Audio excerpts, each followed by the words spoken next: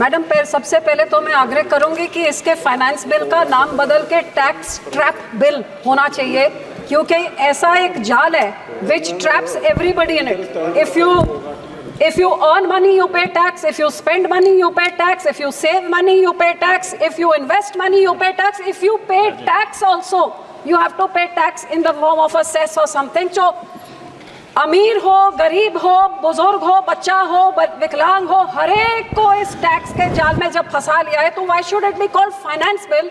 It should be called the tax trap bill, which traps 140 crore people and does not spare anyone, whether they are poor or they're rich. But yes, this bill is definitely very kind to the corporates. Foreign corporate companies, their tax has been reduced from 45 to 35%. But the angel tax which used to be given to startups and all has all been finished.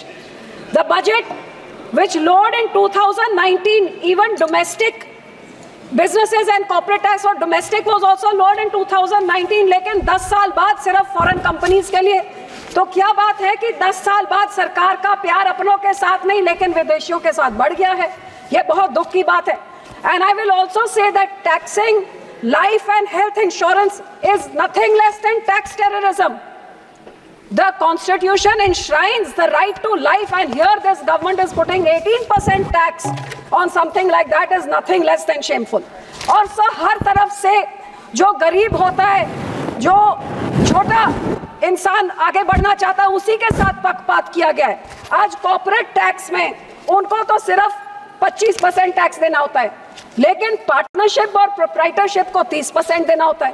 Partnership proprietorship कौन करता है? जो थोड़ा सा पैसा जमा करके अपनी किसी रिश्तेदार के साथ कंपनी बना के दोस्त मित्र के साथ पार्टनरशिप प्रोप्राइटरशिप करता है, तो उसको 30% टैक्स देना होता है. सो मेरी पहली डिमांड है कि ये हैव्स एंड हैव नॉट्स की खाई बढ़ाइए नहीं, बल्कि छोटों वालों को आप इनकरेज करिए. और कॉर्पोरेट टैक्स जो 30% हो सकता है, तो प्रोप्राइटर और पार्टनरशिप को भी आप 20% करके इनकरेज करिए. इसी तरह से मैं कहूँगी एमएसएमई इंडस्ट्री, सबसे छोटे मीडियम और स्मॉल स्केल इंडस्ट्री जो सबसे ज़्यादा एम्प्लॉयमेंट जनरेट करती है, सबसे ज़्यादा रोजगार देती है, आज इनको इनकरेज करने की ज़रूरत है. और इनको इनकरेज तो क्या किया जा रहा है? ये 43B जो आपका ये जो क्लॉज 43B था, जो मैंने पहले भी कहा कि वित्त मंत्री ने जाके लुधियाने में हमारे इंडस्ट्री को अश्योर किया था कि ये क्लॉज मैं हटा दूंगी, लेकिन आज हटाया नहीं जा रहा है. इसको कहते हैं ये एमएसएमई के फेवर में. एमएसएमई के फेवर में कैसे?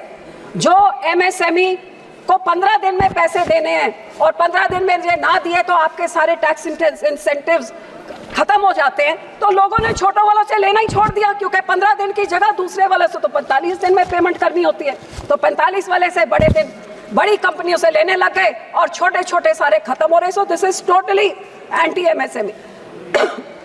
सो आई वुड आल्सो रिक्वेस्ट कि गवर्नमेंट ने जो one nation one market one tax किया है, then there should be freight equalisation.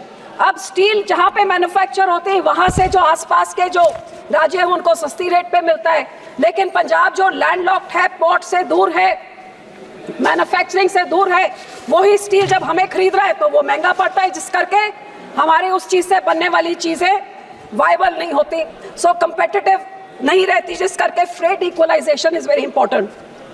So I will come to the bicycle industry. आज सर हमारे देश में गरीब से गरीब जो है उसका मोड ऑफ ट्रांसपोर्टेशन क्या है? या वो पैदल चलता है क्योंकि वो बस की 10 रुपए की टिकट अफोर्ड नहीं कर सकता है, या 4 पैसे इकट्ठे करके साइकिल में जाता है. India happens to be the second largest manufacturer of bicycle and bicycle parts. And such 40 साल पहले India and China were at par. But today, where India produces only 2.8 crore cycles, China produces 32 crore bicycles every year. Why this difference in 40 years? Because the technology has been upgraded in China, and instead of encouraging this industry, which is a poor man's mode of transport, which is totally environment friendly, और गरीब से गरीब को इसको मदद करने के बजाय there is no fund for technology upgradation for our Indian industry.